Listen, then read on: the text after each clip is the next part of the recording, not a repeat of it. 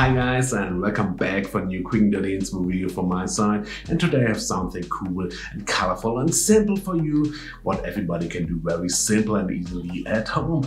So let's go ahead. You will find my complete materials, and below you will find my camera settings as always in this format on my channel. And my setup is also very simple. I have black paper as underground and I will lay it flat on my table, and then you need two forks, and then you have to combine two forks. That's the fork prongs will cross like this here.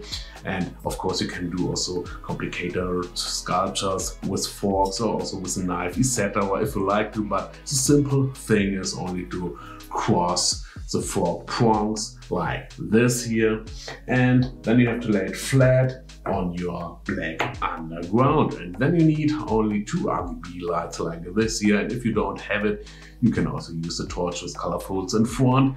I did it also in the past only with torches and colorfuls, but now I use only my RGB lights here because it's very easier and cooler. But if you don't have it, you can also do it with the torch and colorfuls. And then you have to place it only in the end of each fork one color.